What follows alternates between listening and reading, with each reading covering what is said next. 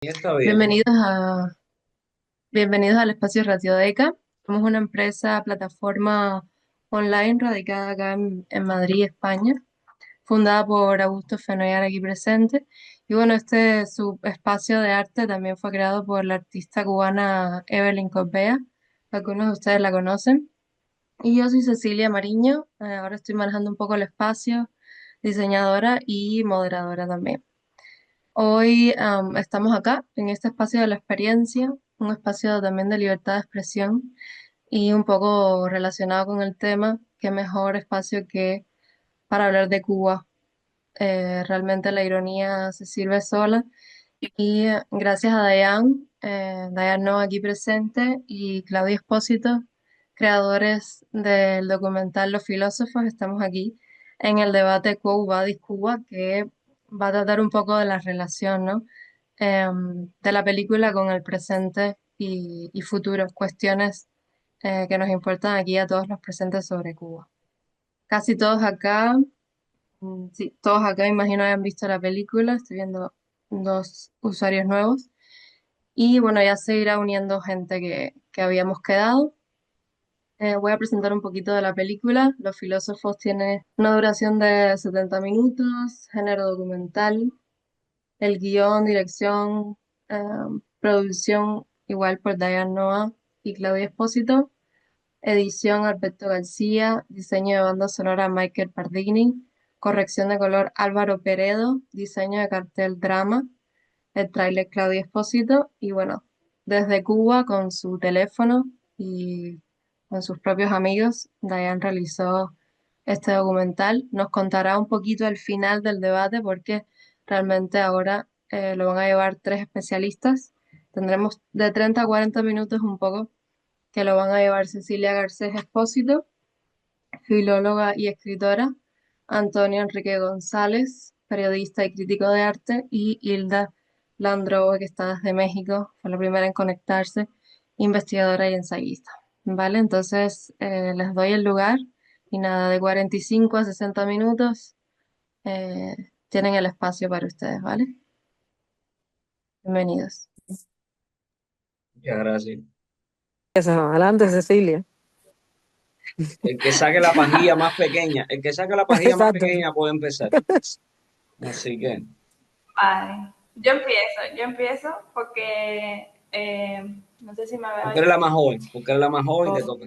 Exacto. Sí, porque no sé, de pronto me siento muy intimidada, o sea, me siento un poco intimidada porque en mis trabajos yo lo que hago es decir, Hilda Landrove dijo tal y Jorge Antonio Enrique González dijo tal otra cosa. Entonces aquí, la verdad, no sé mucho cómo Suéltate. organizar, pero bueno, vamos hablando y supongo que llegando a algunos caminos ahí en común. Y bueno, me salva, creo que la intimidad con la película. Y bueno, haber estado también estos años de cerca de la película y del proceso de realización, que siempre en las películas de Diane es importante como ese tiempo largo de duración, de esperar a ver qué va pasando en con la propia vida, ¿no? Unos documentales de que esperan, que no se apresuran a contar algo, sino que esperan a que los acontecimientos se cuenten por sí mismos. Y este específicamente, eh, durante estos años creo que se enmarca en un espacio o sea, en un espacio, un entorno, un terreno cultural bastante intenso para Cuba, porque bueno, o sea, a partir del 2018 hasta luego de la pandemia y hasta ahora que es 2025 que sale el documental, eh, ha sido como un estado de ebullición para Cuba. Lo cuenta la película un poco cuando hace referencia al 349 y cómo ha sido un proceso de recrudecimiento de del espacio, ¿no? O sea, de un recrudecimiento como un encierro, yo lo entiendo como se nos fue quitando espacio, ¿no? La 349 quitando espacios ideológicos, luego en la 370 también espacios virtuales, luego ahora en la nueva resolución 61 también quitando espacios físicos y eso ha hecho como que nos hace preguntar, luego también está atravesado por el tiempo de confinamiento en la COVID-19, o sea, plantearnos qué espacios en el mundo nos preguntábamos qué espacios se pueden habitar y qué no, y en Cuba específicamente esto tiene una particularidad que sí, sabemos que la calle es de los revolucionarios y entonces el espacio íntimo adquiere como un valor, ha adquirido un valor diferente, un valor muy, muy, muy importante en estos últimos años y bueno, creo que la película relata muy bien este recrudecimiento y esta situación que nos ha llevado a la Cuba que vivimos hoy, en la que creo que hay tres espacios muy, muy marcados y la película los refleja muy bien, que son como la cárcel, el exilio y luego el insidio, ¿no? el ostracismo. Y, y nada, hasta ahí esta primera parte, pero bueno, creo que es importante ver como ese marco donde se inserta. Sí, Antonio. Oka, si nadie coge el caracol del Señor de las Moscas, lo cojo yo. Yo sigo después Eh, de ti. Pero muchas gracias. Bueno, Hilda, yo no te veo a ti hace 1000 años. Me recuerdo de ti de la HS. Tú quizás de mí ni te acuerdes, pero sí me acuerdo yo de ti de la Asociación Hermanos a Hija, en los años Mira, 2000 y tantos. Sí, todos tenemos un pasado. Eso pasa. Bueno, a ver, primero, bueno, muchas gracias por invitarme aquí y porque Dayan me ha tomado en cuenta. Yo también me considero haber estado bastante cerca del proceso del documental. Al inicio, la moderadora preguntaba, ¿todos han visto la película? Y yo creo que es importante decir que es una película que no ha sido lo suficientemente vista ni lo suficientemente difundida y es una gran lástima. Sucede con la mayoría del mejor cine cubano que se está haciendo actualmente, ¿no? Ese cine de Rafael Ramírez, ese cine incluso de Alejandro Alonso, que ha tenido un poco de más suerte, ese cine de Josué Gómez, de Josué García Gómez y de otros tantos realizadores que están pulsando unos límites formales, estéticos, discursivos importantísimos dentro del cine cubano y lo han llevado a estar en su mejor momento desde los años 60, a pesar de que otros piensen todo lo contrario, sencillamente no se ve lo suficiente.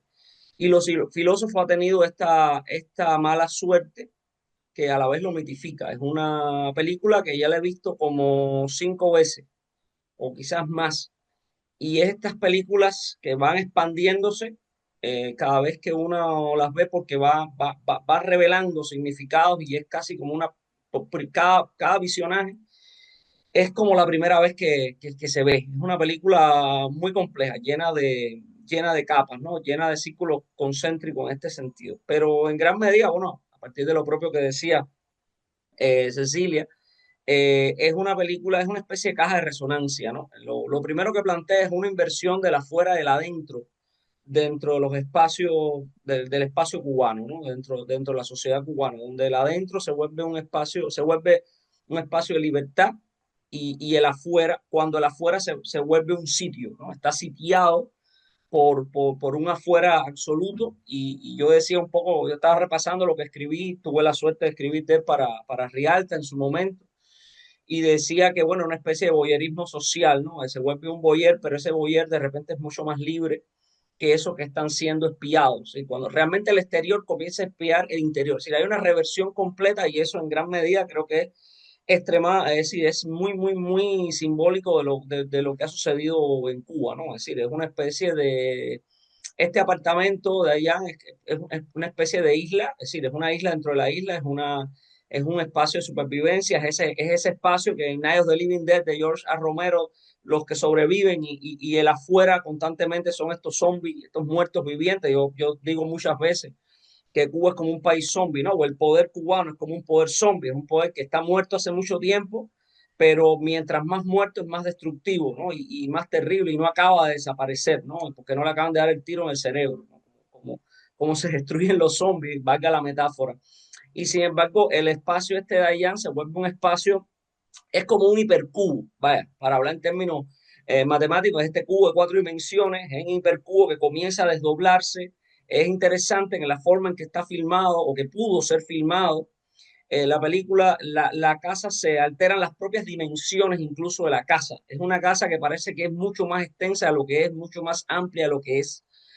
Tiene mucho más habitaciones y todos sabemos lo que es un apartamento de microbrigada en Cuba, todos sabemos lo que es un apartamento de repartos pastoritas, de este tipo de repartos en Cuba, que son unos apartamentos muy, muy estrechos, 2, 3 cuartos, una estructura muy, muy cerrada. Sin embargo, la película da la sensación de que es un espacio en constante desdoblamiento. De hecho, me recordaba, de hecho, la trilogía esta de películas de culto de ciencia ficción, el cubo, el hipercubo, el cubo cero, donde precisamente constantemente es un espacio muy pequeño, sin embargo revela porque tiene una dimensión más, ¿no? Es decir, de repente la película le pone una dimensión más a Cuba, una Cuba que se va volviendo unidimensional, porque en la Cuba actual ya casi que no tiene 3 dimensiones, ¿no?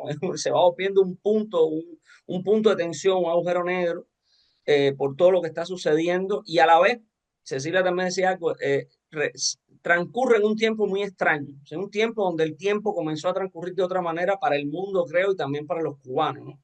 Y es precisamente un tiempo de supervivencia. Pero sobre todo es muy importante, como yo decía, para mí, el hecho de que subvertía todos los espacios.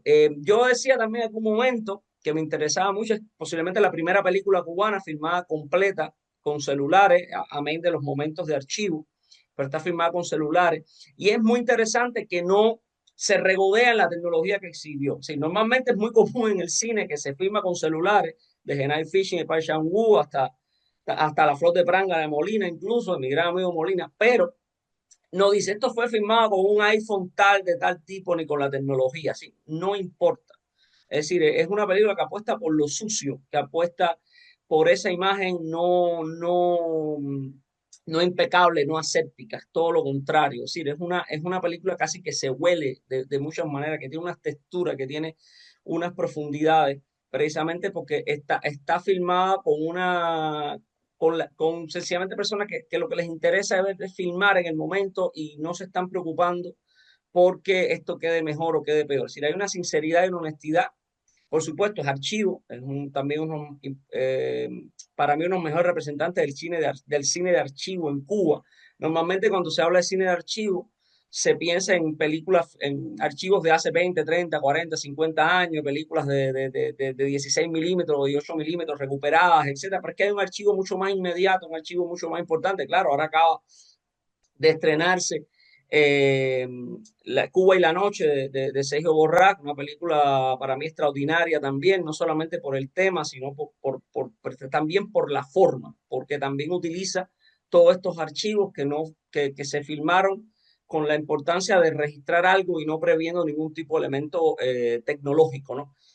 Bueno, Dayan es una poética que ya tiene Dayan, pues bueno, aquí está Cecilia, que es la protagonista de su primera película, de su primer largometraje, que es Adolesce, que también está filmada en un marco de tiempo incluso mucho más amplio, y casi que permite hacer un estudio de cómo la tecnología de registro de imagen también ha ido variando, de registro de imagen casero, por decirlo de alguna manera, de registro de imagen no profesional, ha ido variando y por supuesto se contrapone de manera para mí extremadamente saludable a la epidemia del 4G, el 8G, el 16, digo, perdón, del 4K, el 8K, el 16K, y ya no sabemos cuántas K más van a ser para mostrarnos una imagen que ya se vuelve totalmente repelente por el exceso de limpieza, ¿no? Y uno sencillamente añora y abraza este tipo de películas, ¿no? O sea, bueno, nada, para no extenderme más.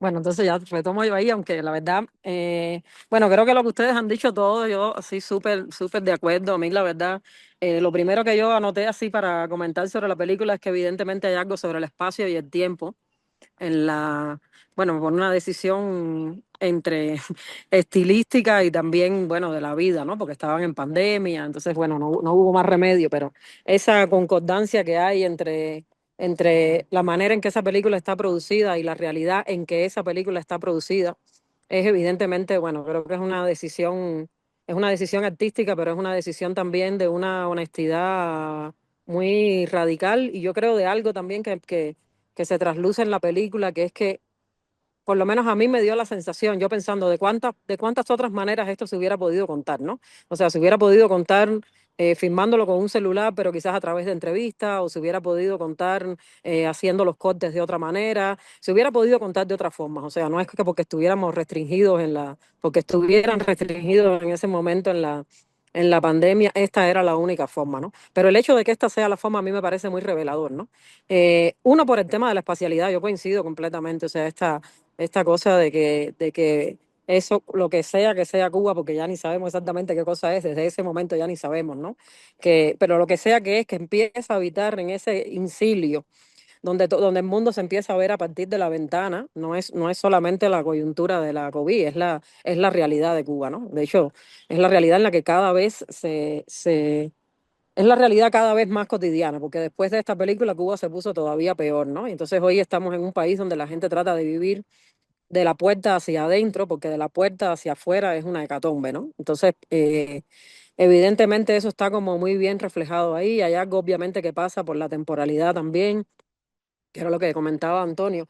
Y una cosa que a mí me pareció así particularmente reveladora es que tiene una cosa muy fragmentaria también. O sea, en ningún momento hay un intento de explicarlo todo o de decir es que lo que pasó en Cuba fue esto, ¿no? Entonces uno va recibiendo como indicios, ¿no?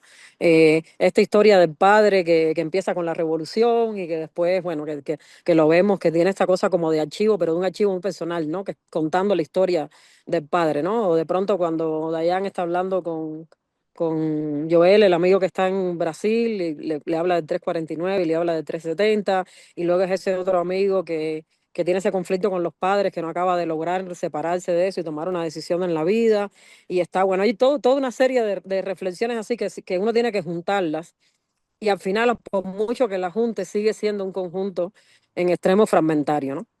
Y eso me parece muy revelador también, ¿no? O sea, no sé si es algo que Dayan después nos podrá contar, Dayan y Claudia, sobre eso, si fue intencional o si es simplemente un efecto que emerge de las condiciones de producción misma de la película.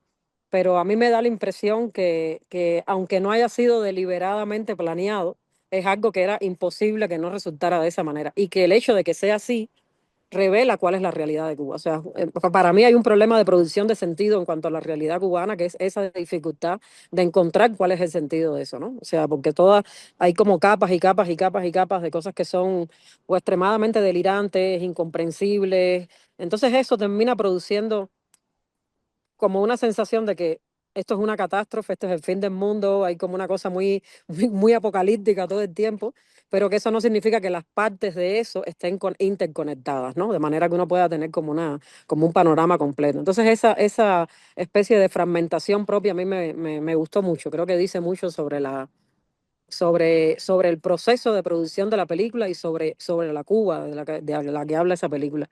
Y otra cosa que me gustó mucho, pero aquí yo no estoy segura si es porque por mis propias asociaciones emocionales. Bueno, primero yo soy amiga así de Dayan y Claudia hace muchos años, son mis hermanos.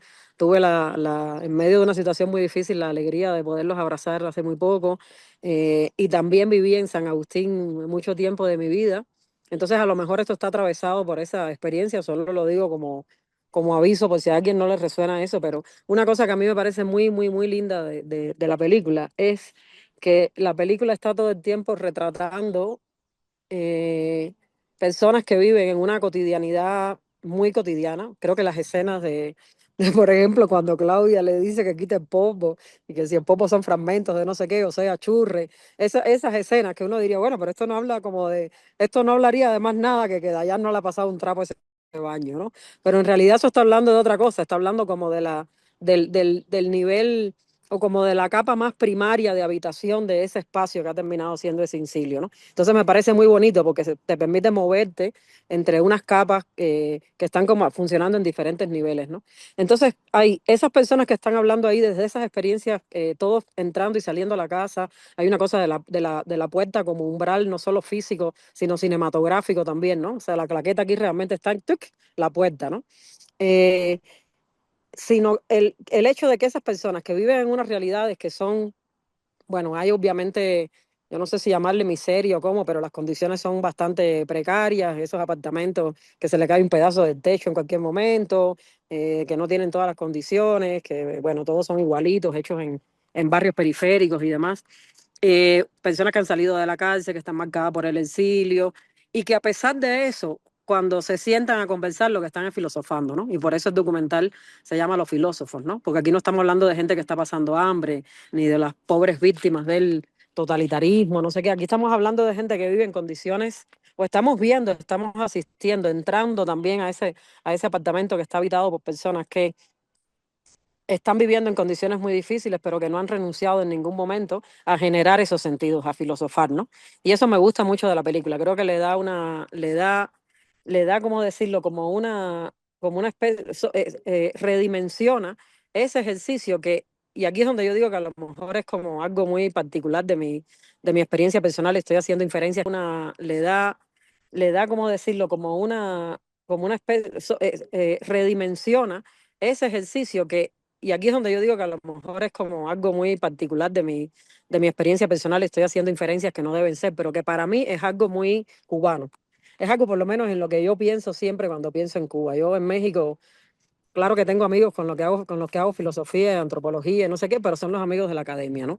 Cuando estoy con la gente normal en una casa de amigos, ¿no? Están hablando de otras cosas, están hablando de la comida o de... Es una situación, y yo solo en Cuba tuve esa experiencia de personas que pueden estar en una realidad material muy compleja, muy desastrosa, muy... ¿Quién sabe qué cosa es esto? ¿Hasta dónde, hacia dónde vamos? Esto no tiene ningún sentido. Y al mismo tiempo, todo el tiempo se están preguntando sobre el sentido de la vida, ¿no? Y eso me parece así bueno, eso me pareció súper bonito. Creo que fue lo que más me gustó. Lo que más me gustó de la película fue eso, como simplemente asomarme a ese diálogo que está ocurriendo todo el tiempo y que está como yendo de un lugar a otro, ¿no? Y luego, claro, me quedé mucho pensando lo que esa película dice sobre la realidad cubana. Y bueno, yo coincido que primero habla en el campo del cine, porque bueno, pues es una película, pero yo creo que habla de una intención radical de una parte grande, ya no solo de cineastas, sino de artistas, intelectuales, de gente que está tratando de encontrar un sentido a qué es lo que está pasando, cómo llegó a pasar, por qué está pasando, cómo salimos de esta. De encontrar otros sitios, otros lugares y otras formas de denunciación, ¿no? Y que terminan siendo obviamente formas completamente yo no diría experimentales, sino formas que buscan evadir la cosa ultra trascendente o grandilocuente de que hay un sentido ulterior que te voy a contar y hay una explicación a la cual yo tengo que llegar a través de metáforas o de ciertas imágenes elaboradas. Entonces me gusta mucho también que hay que esa cosa de filmar con el celular, de que el montaje trata de incluir esas cosas que supuestamente no deberían estar en la película, porque no hablan directamente del tema de la película, en fin. A mí me parece que todo eso está como muy bien y para mí es un testimonio simplemente de una, de una necesidad del tipo de necesidad de que es que si vamos a contar otra cosa, tenemos que encontrar otra forma de contarlo, porque si lo contamos de la misma manera, terminamos contando lo mismo, ¿no? O sea, aquí esa diferencia entre la forma y el contenido realmente no, o sea, es como que reconoce que hay en la forma de hacer la película, ya hay algo que se está diciendo, ¿no? Y lo que se está diciendo es la realidad, es esta realidad crasa en la que de todas maneras no renunciamos a encontrar sentido y a filosofar y a especular y a preguntarnos sobre las consecuencias éticas de lo que hacemos y a proyectar una especie de trascendencia, pero que no es una trascendencia del mega relato, es una trascendencia yo diría como de la metasuperación o algo así, ¿no? Creo que por eso esa escena final y esa inclusión de la práctica meditativa en medio de toda esa realidad, bueno, para mí va por ahí, ¿no? Yo creo que va también porque, bueno, lo hacen y pues es parte de, ¿no? Pero para mí va por ahí, ¿no? Es como como un indicio y una seña de que ok, esta realidad que es tan apabullante no es nuestra última realidad, ¿no? La realidad nuestra está siempre más allá, ¿no? Está siempre más allá porque nosotros siempre estamos yéndole un paso adelante a eso, bueno, a los imperativos de esa realidad tan crasa y en este momento tan catastrófica y realmente apocalíptica ya en este punto, ¿no? Yo creo que en Cuba, y ya cierro con esto, pero creo que en Cuba la película anuncia algo que ahora ya sabemos, todo el tiempo, yo leo, o sea, veía la película todo el tiempo así como con la sensación de, ay Dios mío, se puso peor, ¿no? Y realmente se puso peor, es como que eh, yo creo que en Cuba llegamos a un fin del mundo, ¿no? O sea, un fin del mundo obviamente no entendido como en las películas de Hollywood, pero entendido como una serie de cosas que están conectadas y que crean una especie de universo propio en el cual uno tiene como memorias compartidas, formas de ser compartidas, formas de entender, sueños que comparte, y todo eso hace como una especie de comunidad que tiene, por supuesto, una infraestructura y una materialidad y todo, pero que somos como una comunidad, ¿no? O sea, ese es ese mundo. Y eso en Cuba está llegando a su fin, ¿no? Entonces hay todo el tiempo una sensación, o ya llegó a su fin, ¿no? Todo el tiempo de que, no sé, yo se lo contaba aquí a un amigo el otro día, yo le decía, yo estuve allá y no es como que, no, el primer día la sensación era yo no soy de aquí. Y el segundo día la sensación es que el aquí ya no existe. No hay un aquí que uno pueda reconocer, ¿no? Ese es un mundo realmente en colapso existencial, espiritual, material, de todo tipo. Y yo sentí mucho la película como una puerta abierta a algo que no puede ser sino otra cosa que el interior de las mentes, los corazones y los cuartos de una casa en medio de una catástrofe que decide empezar a habitar de la puerta hacia adentro, ¿no? Entonces, bueno, esa fue un poco, sí, como algunas cosas que me quedaron de ver la película y nada, me callo para seguir la conversación. Bueno, yo quería un poco engarzarme con lo que te estaba diciendo, porque precisamente yo considero que uno de los grandes méritos de todo este corpus cinematográfico cubano, de más interesante, precisamente transita de lo teleológico a lo alegórico, ¿no? Es decir, es un cine que no trata de explicarte, como le digo, no trata de hacerte el PowerPoint. No es un cine de PowerPoint para que tú entiendas que es un cine que si se ha pecado en películas así como vamos a explicar lo que sucede, porque realmente no es un cine didáctico, es un cine que busca crear atmósferas, un cine que busca crear estados de ánimo, busca reflejar estados de ánimo más allá de lo fáctico, de lo echológico, de lo puramente de suceso, de lo meramente historicista. Yo siempre pongo de ejemplo Maidán de Sergei Loznitsa, que es una película sobre el Euromaidán, etcétera. Incluso yo tuve que meterme en no sé cuántos lugares para investigar bien qué era el Euromaidán, pero es una película que no hay que saber lo que fue el Euromaidán en Ucrania para entender una película sobre multitudes movilizadas en protesta, porque a los NISA no le interesa que tú aprendas, para eso busca Wikipedia, busca otras fuentes, busca, investiga, Internet está para eso, no solo para poner fotos con traguitos. Entonces, esta es una película como esa, o una película como Opción Cero de Marcel Bertrand, precisamente, Hilda, cuando escribe la Opción Cero de Marcel Bertrand, yo decía, los cubanos se van para cualquier lugar porque Cuba es ningún lugar. Si Cuba no es una posibilidad, si Cuba ya no es una posibilidad, ya no es un lugar al que regresar. Cuba sencillamente, es decir, no cuenta en la ecuación, es una variable muerta en la ecuación. Hay que seguir para otro lugar, ¿no? Entonces, películas como esta, me hubiera gustado que Rafael Ramírez estuviera aquí también porque hablamos mucho de la película. Rafa le extendió y fue muy cómico. Rafa les dijo, enséñenselo a Tony, pero ya se lo enseñamos y yo enséñenselo a Rafa. Bueno, ya se lo enseñamos. Es decir, era como que a los dos sabía de allá de alguna manera que nos iba a interesar la película y creo que es muy importante porque a la película lo que le interesa es crear una atmósfera. Entonces, irónicamente o afortunadamente, esto es lo que crea precisamente la universalidad. No quiero hablar de universalidad de manera banal, pero es una película que puede ser leída desde muchos lugares. Hay una película, un largometraje chino que yo lo vi gracias al Festival Intar hace par de años, se llama República, que es también de un ciudadano chino que vive en un lugar de 2 por 2, de 2 metros por 2 metros, y dentro de ese lugar la gente entra y transita. Es un documental maravilloso, por supuesto, del cine disidente chino, donde dentro de ese, y bueno, es muy cómico, porque el protagonista es maoísta, de repente es un neomaoísta, pero a la vez vive dentro de ese lugar y tiene como una utopía hippie, etcétera, donde también constantemente están entrando y saliendo personajes, ¿no? Y entonces esta película de Jan, bueno, alcanza una potencia alegórica, por supuesto no es cómoda, no es muelle, no es didáctica, no te va a hacer el cuento, no es el storytelling, es una película que te va a crear sensaciones que te va a incomodar. Bueno, siempre, Tarkovsky siempre dijo, te das cuenta que estás viendo cine cuando estás incómodo, ¿no? Sí, claro, claro, no es una película complaciente, es una película que te obliga, a mí siempre me gusta usar el término de artes visuales, a co-crear, te obliga a co-crear con ella, te obliga a dialogar con ella, te obliga a generar con ella. No es una película para ver en todo momento, en el sentido más básico del espectador, ¿no? Es una película que necesitas estar activo, necesitas estar constantemente viviendo, y es una película que termina siendo hasta inmersivo, precisamente por un poco hablaba esto de las texturas, es una película con textura, una película, cuando dijo oler, no, no lo quiero decir en el peor sentido de la palabra, una película que se huele, que se siente, que se percibe, ¿no? Es decir, esa churra que Claudia le manda a lavar, desde ese el pasaje tan sencillo, tan hogareño, tan común, sin embargo, la película todo el tiempo está consiguiendo una dimensión alegórica orgánica en lo que se está diciendo, ¿no?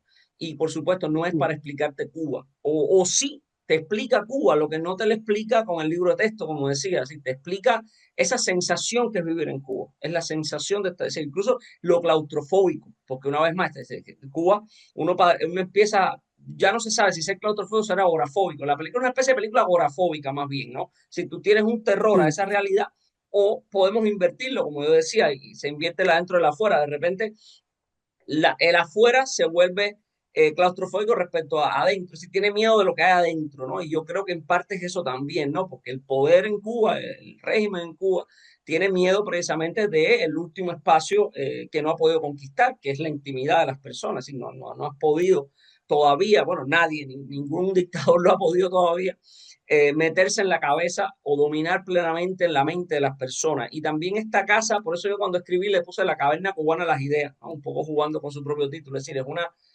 es un espacio de libertad mínima, pero infinita, ¿no? En ese sentido, porque es el último espacio inconquistado, es el polo norte que no ha podido conquistar el poder cubano ni ningún otro poder, ¿no? Que es precisamente el espacio íntimo. Claro, está la famosa frase de que lo público, lo privado político, claro, por supuesto, una película extremadamente política.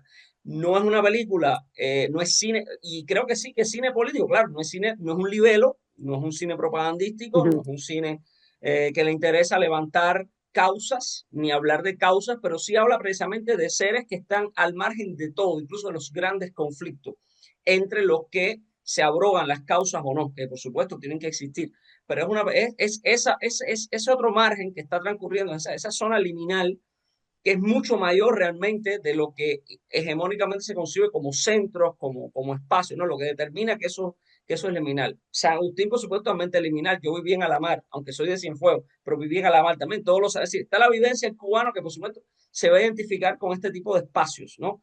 Claro, y lo que significa este tipo de espacios también, un espacio que busca una regularización. Todos estos apartamentos son iguales, todos estos edificios son iguales. Alamar, San Agustín son como laberintos gigantescos donde hay una regularización y una desindividualización terrible, donde ya se intentó de alguna manera, bueno, se intentó muchas veces destruir precisamente lo individual a favor de lo colectivo, entre comillas, y sin embargo, estos pequeños cubículos, son como unos cubículos, los apartamentos son alveolos, ¿no? Una especie de colmena de cubículos, ¿no? Recuerdo también muchas películas de abducción extraterrestre que los meten en unos cubículos también, es decir, de repente estos mínimos cubículos que buscaban precisamente desindividualizar. Es casi un panóptico, ¿no? Porque a la larga se parece hasta a la cárcel de la isla de la juventud, este tipo de arquitectura, ¿no? Sin embargo, se convierte en espacios de subversión, ¿no? Espacios que no son, que no es que estamos tramando para destruir al gobierno, no hay nadie está conspirando para destruir al gobierno, pero precisamente están las semillas de la libertad, ¿no? Y está constantemente manifestándose la libertad. A mí también me llamaba la atención porque de alguna manera los he conectado con Cuba y la noche, que el principio y el final de Cuba y la noche tiene que ver con la respiración también. Luis Manuel Otero Alcántara aguantando la respiración, un performance durante un tiempo X, creo, un minuto, algo así, él aguanta una respiración. Y termina así. Bueno, estoy dándole spoiler para quien no haya visto la película. Ujú. Y también termina precisamente la película de allá, los filósofos termina así también, un momento de total introspección. Es decir, es como ya el cubículo dentro del cubículo. Es decir, Dayan de repente convierte incluso el interior del cubículo en un afuera y se refugia en algo mucho más íntimo. Yo creo que hay una consolidación de la potencia alegórica, de la gran dimensión alegórica de la película, precisamente como tú eres tu última frontera, tú eres tu última frontera de libertad y de hecho eres la única. Sí, yo creo que una película que precisamente apela a eso, ¿no? Al poder individual, ¿no? Es decir, no hay un colectivo sin una individualidad consciente, ¿no? Creo yo. No quiero meterme en terrenos de antropológicos que no, o sociológicos que no me incumben mucho o que no conozco mucho, pero siempre me ha parecido que no hay una colectividad sin una individualidad consciente de que es parte de eso, ¿no? Es decir, lo demás es mente colmena. Y un poco es eso, es una oda la película a la larga se vuelve una oda precisamente a esa individualidad. Por eso es tan política, porque esa es la última frontera. Es lo que no se ha podido vencer todavía, lo que no se ha podido concretar, por muy terribles que sean los poderes, por muy represivos, por muy ubicuos incluso o epanópticos que sean los poderes, ¿no? Y la película, por supuesto, todo esto son interpretaciones y lecturas que estamos haciendo. A mí me encantan los delirios interpretativos. Yo creo que las películas, cuando yo nunca le he preguntado a un director qué quisiste decir, yo creo que esa es la pregunta prohibida que yo tengo a la hora de eso, ¿no? Incluso cuando vi varios cortes de la película con Claudia y con Dayan, nunca les dije, ¿qué tú quisiste decir? Yo ahí, una vez más, precisamente hablando de lo individual, yo siempre digo, ¿qué me dice a mí la película? ¿No? Que cómo resuena en mí la película, ¿no? O puede resonar en el resto de la gente y es un ejercicio para mí muy lindo, ¿no? Intentar dialogar con la película, incluso aunque tenga a Dayan al lado, como lo he tenido mucho, ¿no? Creo que esto también es el gran valor de esta película, una película que dialoga contigo y gana una temporalidad y gana no se limita para el cubano conocedor o el conocedor de los cubanos, ¿no? Sino que es una película precisamente que gana en universalidad mientras menos lo pretende, porque no intenta hacer una lectura teleológica, no es una película que trata de explicarte Cuba en un curso acelerado de 5 minutos. No vamos a explicarte Cuba en una hora, no, nadie te va a explicar Cuba. Vamos para que trates de sentir Cuba, ¿no? Y creo que eso es importante. Nada, doy la palabra. Aprovechen también que está Dayan y Claudia. em, Cualquier cosa técnica. Igual Claudia a lo mejor lo que pueda responder por el chat o con la cámara apagada como para aprovechar esa conexión como tú nos digas, ¿eh? Bueno, yo realmente preferiría que alguien nos haga alguna pregunta, porque bueno, la película, yo creo que, o que cada película debiera ser elocuente por sí misma, ¿no? Entonces, bueno, también creo que mis amigos acá, los panelistas, han como un poco diseccionado bastante, ¿no? Las capas, ¿no? De la peli. Bueno, si tienen alguna pregunta, acá estamos Claudio y yo para responder. Hola, mi nombre es Emanuel Torres. ¿Cómo están? Un gusto, un placer con todos estar aquí. Yo quería hacer una pregunta. Mi pregunta es, después de ver la película y ser impactado grandemente por ella, ¿usted consideraría que esto es una película que se puede tener como crítica o una película documental? Porque creo que la película en esencia es una crítica por esencia. Creo que grabar como uno vive en Cuba es una crítica a vivir en Cuba. Entonces quería preguntarle, ¿usted tenía este tipo de pensamiento al empezar esta película? Como voy a grabar esto porque siento que es una buena forma de protestar o es un aproximamiento a voy a grabar esto porque siento que quiero grabar y tener este tipo de documentos y quiero hacer este tipo de documentos sin la intención de la protesta, si me doy a explicar.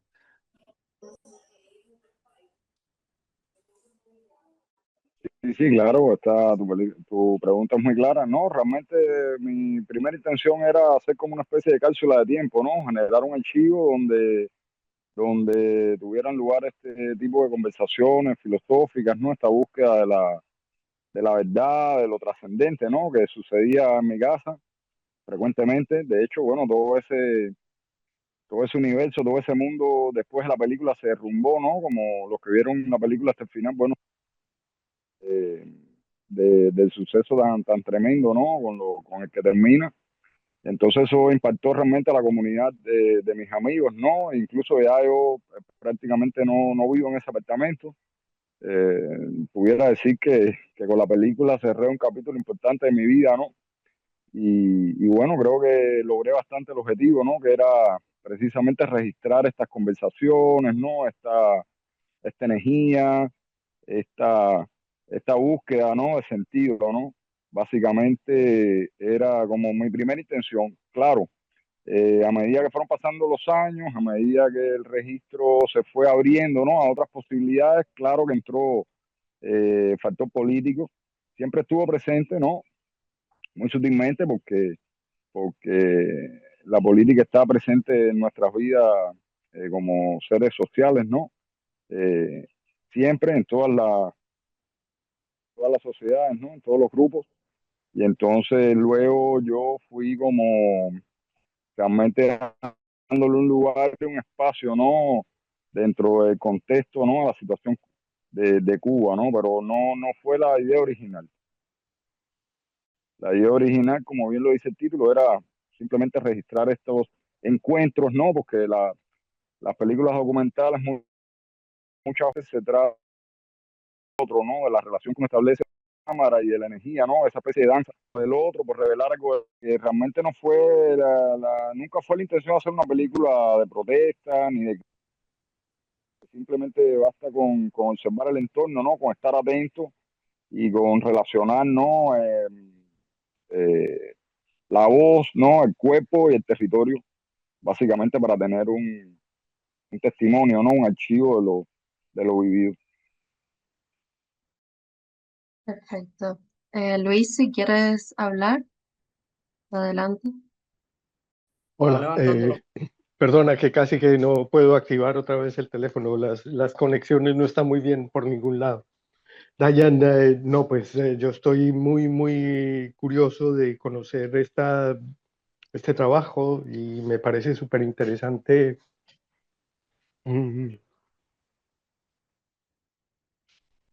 como encontrar que las posibilidades de reconocernos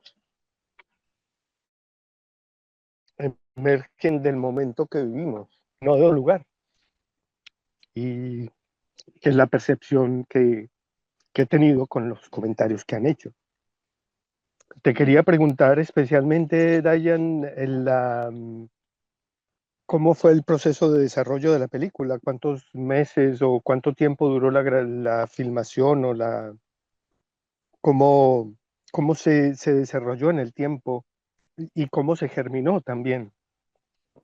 O sea, si fue algo que fue un proceso que se fue articulando orgánicamente o lo tenías guionizado, que entiendo que era un proceso espontáneo, según lo que acabas de comentar. Gracias. Bueno, esto realmente la idea nació estábamos Claudio y yo en Ámsterdam, ¿no? Invitados a presentar nuestro primer largometraje en el World Cinema Amsterdam, y entonces ahí todo el tiempo que estaba como con una remembranza, ¿no? Como con una nostalgia de los amigos que estaban en Cuba, de qué dirían los amigos, cómo le estaban pasando, ¿no? Yo que estaba en otro contexto, ¿no? En Europa, etcétera. Entonces, bueno, realmente esa fue como el germen. Cuando regresé a La Habana, no tenía cámara, yo realmente aún no tengo cámara, ¿no? De hecho, estoy preparando un tercer largometraje que es así también de archivo, ¿no? Porque he ido filmando alrededor de casi una década ya, bueno, con otra temática, ¿no? Pero bueno, la película es de esa necesidad de hablar de mis amigos, hablar de mi grupo de amigos, de retratar eso, ¿no? Esas tertulias en mi casa, en ese entorno cerrado, opresivo, a ratos, ¿no?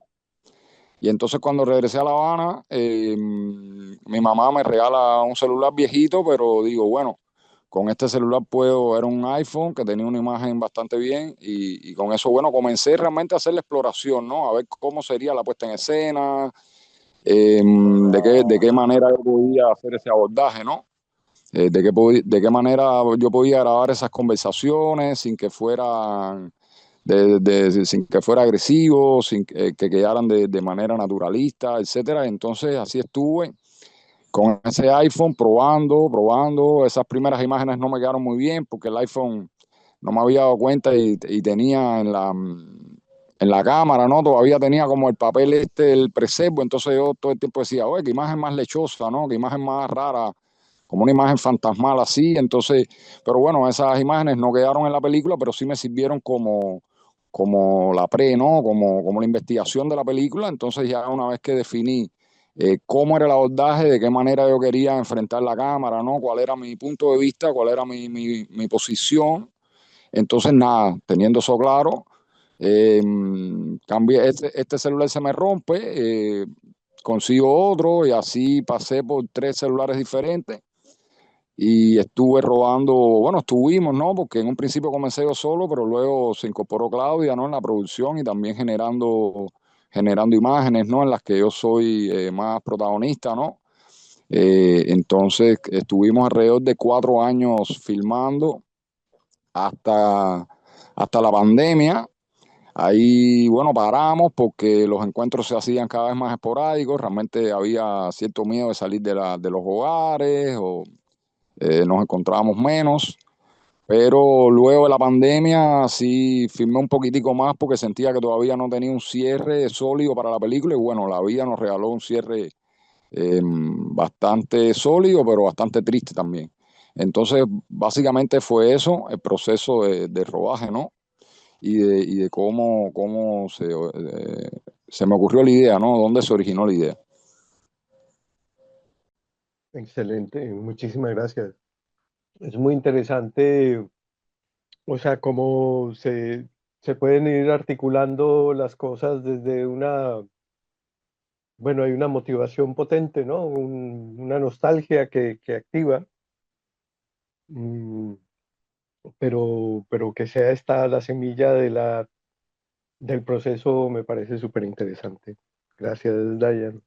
Si me permiten una, una cosita, yo creo que es muy importante que la película en ningún momento disimula que se está filmando. Y yo creo que en este tipo de películas siempre es muy interesante, es lo que se le puede decir desde cierto punto cine procesual, ¿no? Es decir, el hecho de que la película, hay una conciencia muy clara, incluso todos los personajes saben que los están filmando, saben que están dialogando con alguien. Y eso es muy importante porque no se trata de crear una alucinación de que estamos rodando, de que no existe, ¿no? Es decir, esa alucinación más del cine de Hollywood, de que lo que se está filmando es otra realidad, es decir, esa diégesis que no se puede, que no se, a la cual no se puede entrar porque está sucediendo, sin embargo, este tipo de películas y sobre todo esta película es muy interesante que hay una conciencia todo el tiempo de los personajes, del realizador, que a la vez es personaje, de que están siendo filmados, ¿no? Y creo que eso es importante porque volvemos, habla de la participación y de la necesidad de participación, si ya lo vemos desde esa perspectiva.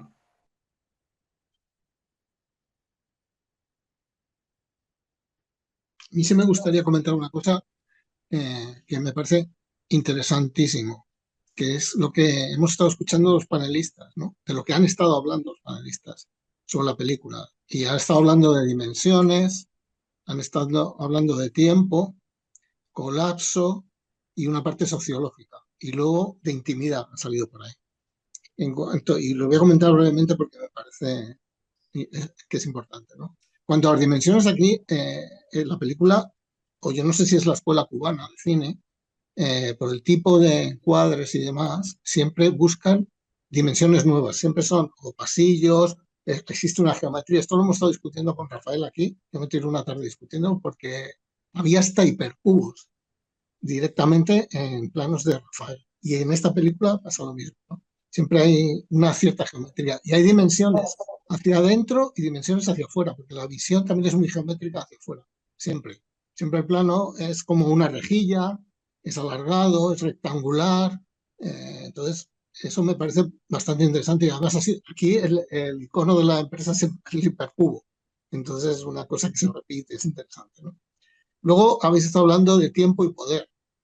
El tiempo, claro, el tiempo es un drama, sobre todo en sociología y en política, porque si lo miras, si te atreves a mirar el tiempo, como mirar la muerte, que en el fondo es la irreversibilidad del problema, en política es una tragedia, porque es tu tiempo el que se ha ido en un periodo. O sea, es decir, La gente que piensa en política en algo utópico se equivoca, porque si no es capaz de cambiarlo, no sirve absolutamente de nada.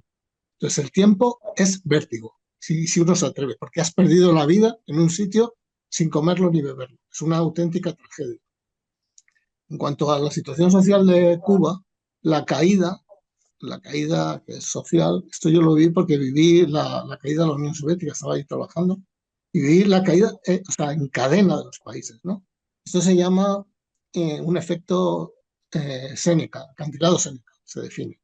Y entonces es bueno, de alguna forma un sistema está subiendo económicamente, población, bla, bla, bla, bla, y de repente empieza a caer y es lo que se prevé que energéticamente va a caer también en el mundo occidental. Pero eso es exactamente lo que ha pasado en Cuba. Es el acantilado Séneca que no hay forma de salir. Es decir, la salida, bueno, pues ya será la que sea, pero nadie puede predecir la salida, ¿no? Y hay otro tema que sí me gustaría comentar, bueno, que el problema de estos regímenes, y yo digo por todos los países que he conocido, es que lo que sale de ahí es que no sale una sociedad mejor, es que no salen ni individuos mejores. Y ese es el drama. O sea, ni siquiera eso al final. Es decir, las sociedades que salen son igual de malas que las del otro lado, las de otra ideología, y los individuos igual. Es decir, y sí influyen, y en eso no estoy de acuerdo con Marcelo Antonio, sí llegan a influir en la intimidad de la gente. Es decir, llegan a marcar a la gente y en su vida. Eso yo creo que es así. O sea, un poder ejercido así de una forma del Estado, la idea de poder, por ejemplo, la gente, es tremendo. Es tremenda. Y el miedo, por supuesto, es hasta genético, ¿no? Epigenético, diría.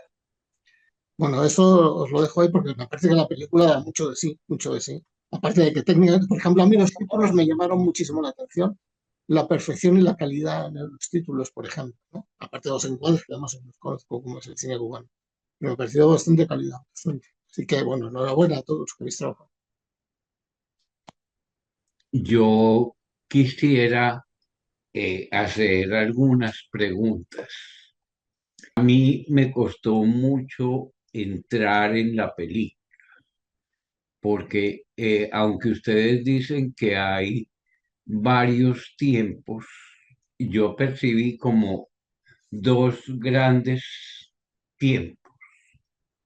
Uno, el de la primera parte, en donde hay, dijéramos, como un paneo constante a través de eh, como un paneo en donde se empieza a mostrar el osito café o pardo, eh, y así sucesivamente se va desplazando, se ven imágenes de Shiva, eh, el dios hindú, se ven cosas relacionadas con Pierpaolo Pasolini, eh, y yo tenía una enorme dificultad para tratar de entender. Después, cuando a partir del momento en que aparece en la televisión la figura de Raúl Castro, la película se me va haciendo más francamente política y a su vez psicológica en el sentido existencial. Y ahí le fui tomando como, eh, fui degustándola más. Entonces a mí me gustaría que me explicaran un poco sobre esa primera parte. Déjame responder a mí. ¿Se me escucha? Sí, perfecto, Claudia. Sí, muy bien. Le decía que por lo que entiendo lo que usted le llama la primera parte es la presentación del contexto de Dayan, ¿no? Es como muy detenidamente ir entrando en el mundo simbólico y entender a Dayan un poco también desde ahí. Claro, entendemos que también le hablamos en primera instancia como a un público cubano de nuestra generación, que bueno, cada una de esas cosas, ese osito pardo es el osito Misha que representó para los cubanos que estaban ya vivos en los 80, representó nuestra alianza incondicional con la Unión Soviética, casi éramos soviéticos. Y, y ahí va hablando de ese personaje, ¿no? Pasolini, porque es alguien que ama el cine, también se ve en ese paneo el guión de Years of Meteor de Rafael Ramírez. Va hablando del personaje también de esa forma caótica que vamos a conocer, ¿no? Que todo eso convive simbólicamente en él hasta que llega incluso a mostrarse en el espejo, ¿no? En el espejo polvoriento. Otra parte es en relación con el hombre que narra la historia de su padre. Y me da la sensación de que estuvieron unidos eh, los cubanos ayudados por los Estados Unidos y que ayudaban también, dijéramos, a Cuba, pues porque de alguna manera lo que interesaba era eh, tumbar a Batista. Eh, pero me pregunté si este hombre fue sacrificado después eh, cuando se asesinaron a personas que no seguían el castrismo, sino que se habían unido por el interés de tumbar a Batista, pero cada uno tenía ideales distintos. Esa es otra pregunta que hago. No, esa persona en la película incluso lo dice, ya se convirtió como en un bodeguero o en un carnicero, no sé, en un trabajo común y bueno, murió de viejo dentro de la revolución. El traductor el padre de este personaje, fue como un traductor de primeros niveles, de nivel gubernamental y fue defenestrado, ¿no? Es como la historia que él hace. No lo mataron, no tuvo la suerte, a otros no la tuvieron, pero bueno, él sí, y fue como defenestrado, ¿no? Y bueno, terminó como una persona humilde que no tenía ningún nexo con el gobierno, ¿no? Un poco lo que se entiende. Ajá. Muchas gracias. Tuve una experiencia en Cuba en 1977 que fui a un congreso latinoamericano de psiquiatría. Y yo llevaba como libro de cabecera eh, y de viaje, pues para leer en el avión, un texto de León Rosichner. No sé si ustedes saben quién es León Rosichner, que fue como el filósofo de cabecera de Gutiérrez Alea para Memorias del Subdesarrollo. Mm, Y el libro se llamaba Freud y los límites del individualismo burgués. Eh, pero entiendo que Rosichner pretendía como la, la, pers- la, per- la preservación de la individualidad en el contexto colectivo que imponía el régimen. Me lo retuvieron y consultaron pues con otros, con un centro que me supongo yo que debía ser de la burocracia, y finalmente me lo dejaron pasar. Pero después pensé yo que realmente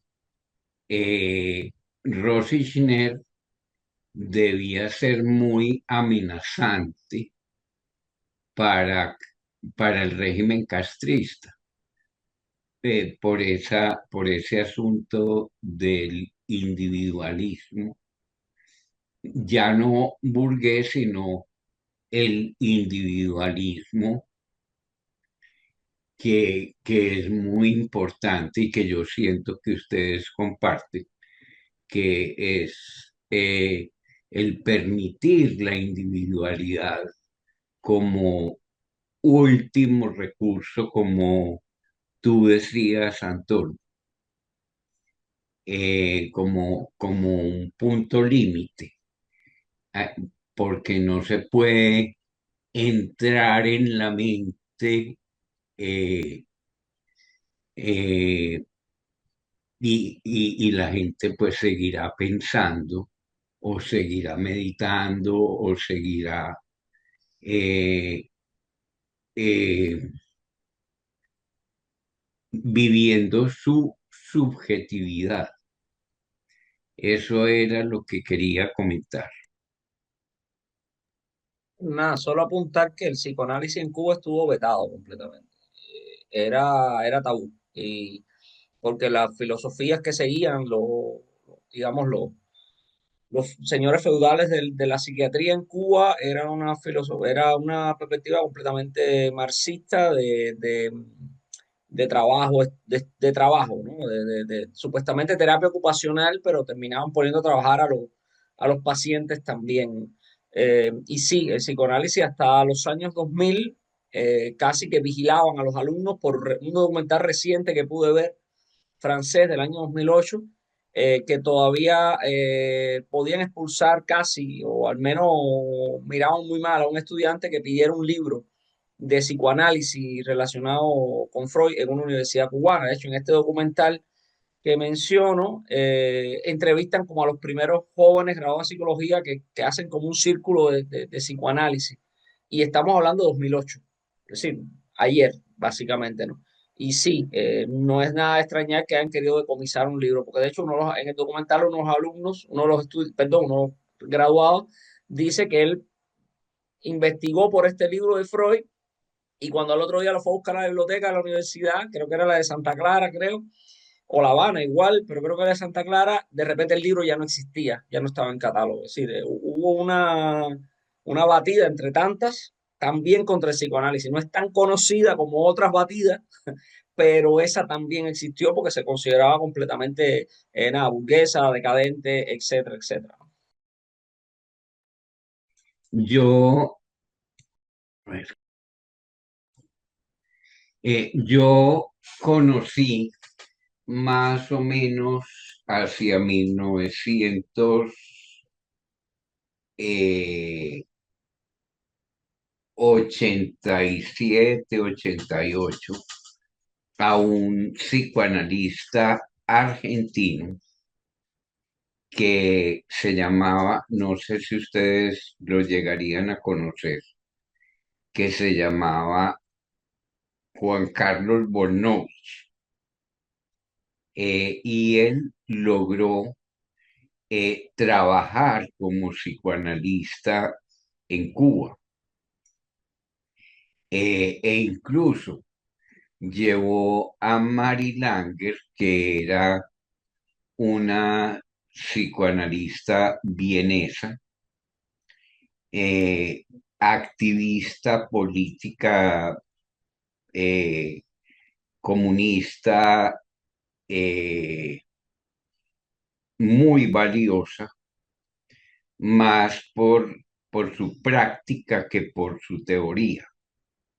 La llevó a Cuba y yo vi la foto de Juan Carlos Mari Langer, que es esta señora, que ya era una ancianita, y Fidel, pero creo que terminaron hablando de culinaria, lo cual me pareció absurdo porque pues una mujer tan respetable que se había arriesgado tanto en en los tiempos del plomo en Argentina, que tuvo que huir a México, que fue una maestra para el psicoanálisis latinoamericano, pues que terminaran hablando de culinaria. Me pareció como un mal chiste. Quería comentarles también esa experiencia. Vamos a darle la oportunidad a las personas que no han hablado mucho por si alguno de los restantes quiere hacer algún comentario. Y igual tal vez dejo a Ceci que cierre ella o Dayan. Bueno, gracias Cecilia, que somos tocayas.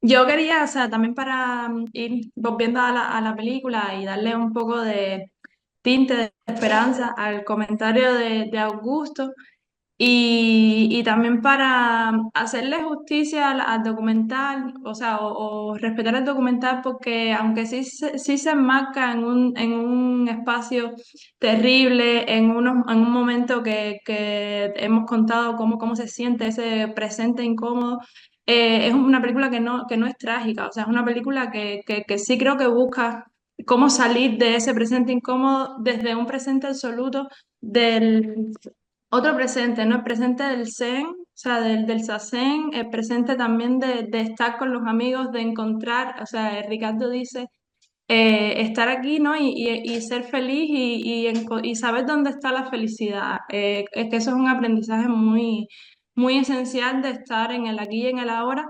Y una dimensión que muy tierna que se me abrió en en este nuevo visionaje para hoy fue también la búsqueda en la realidad de la comunidad, o sea, son amigos que se sostienen en comunidad y es una comunidad que se expande porque no es solo de animales humanos, o sea, hay muchos animales no humanos en la película que se están acuerpando, que se están amando, que están teniendo relaciones entre las mismas especies e interespecies, y eso también creo que es importante atender y aprender y tener como perspectiva en un mundo futuro y en una Cuba futura, ¿no? Entonces, eso. No sé. Nada, solo para comentar que comparto eh, la percepción de que la regeneración es con natural a la vida. Y yo creo que reconocer y afianzar esto es lo fundamental. Eso era todo. Gracias. Que quería agradecerles por haber estado en esta conversación y bueno, Se fue la ahora voz. sí, nada, que gracias.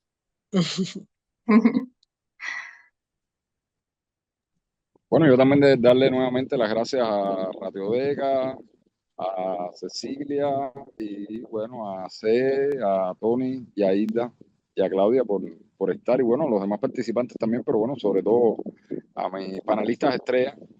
Muchísimas gracias de corazón por estar, por haberle aportado tanto, enriquecido la película, ¿no? Y bueno, a Radio Deca por este espacio tan magnífico, ¿no? De movilizar las ideas, ¿no? Un poco. Así que muchísimas gracias a todos, de verdad. Y nada, hasta la próxima. Vale, gracias a todos. Abrazo, Eh, gracias. quedará Gracias. grabada, Ha quedará sido grabada estupendo. y próximamente muchas estará, gracias. Por mí lo estará en pueden YouTube. compartir público, no, por mí no hay Vale, problema. perfecto. Chao, buen día allí. Buen día, buen día. Abrazote, Pues Buen cuídate. cuídate. día, sí, buen día para el otro lado. Buenas noches aquí en España. Buenas noches.